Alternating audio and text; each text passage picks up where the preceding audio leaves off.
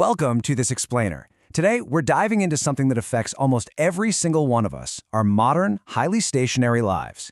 The truth is, we've basically engineered movement right out of our daily routines, and it's taking a massive, invisible toll on our health.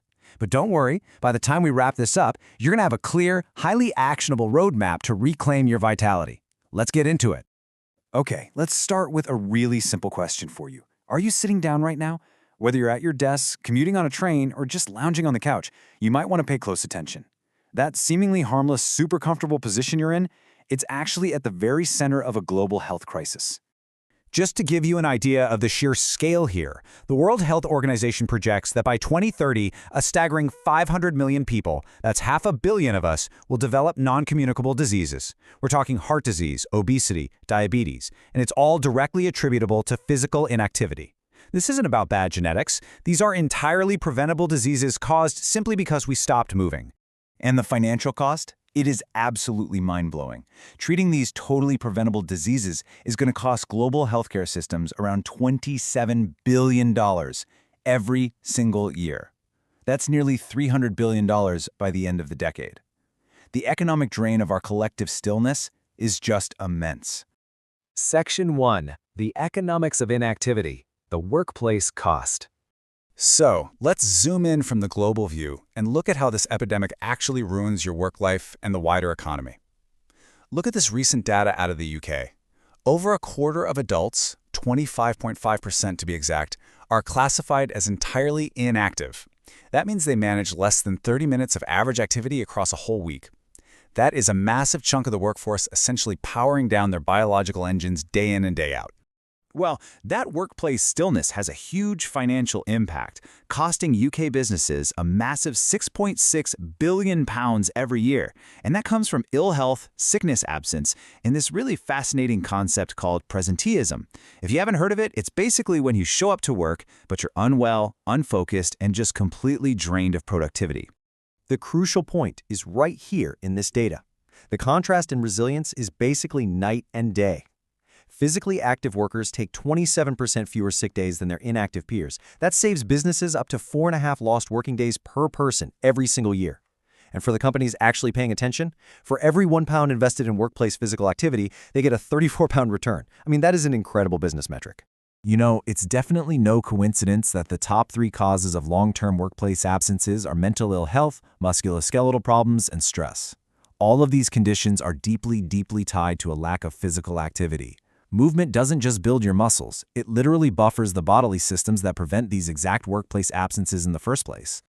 Section 2. Your brain on exercise, protecting mental health. Let's go microscopic for a second and see what's happening inside your own head. Think of your brain like a high-performance engine. When you're super stressed and just sitting there all day, that engine gets totally gummed up by stress hormones like cortisol. But when you move, especially aerobic exercise, you produce the neurobiological oil your brain desperately needs. You lower your nervous system's reactivity, and you pump out BDNF, which is a crucial protein for brain health. Plus, you get a rush of endocannabinoids that naturally boost your mood. You simply cannot get that without moving. And this next point, it absolutely blew my mind.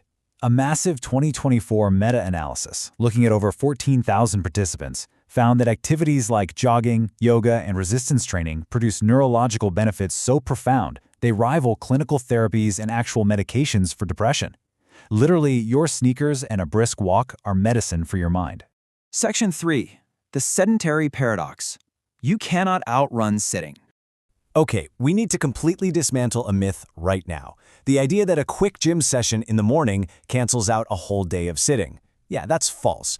Sedentary behavior is a health risk completely independent of your weekly workouts. So even if you crush a 30-minute high-intensity workout, sitting at your desk for the next 10 hours still uniquely elevates your health risks. You just can't outtrain a completely sedentary day. The sitting itself is the hazard.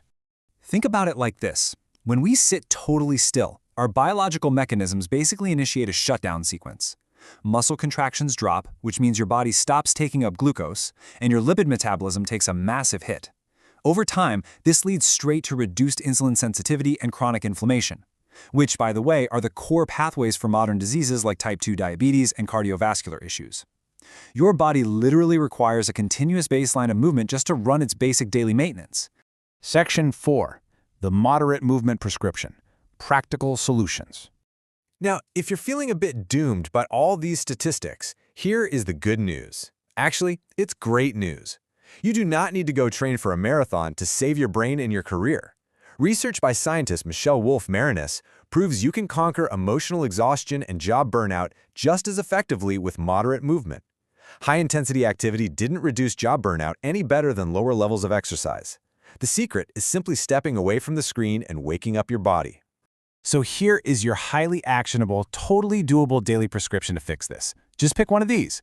20 minutes of vigorous activity 3 times a week, or 30 minutes of moderate activity, like a brisk walk, a hike, even dancing, 5 times a week. That's it.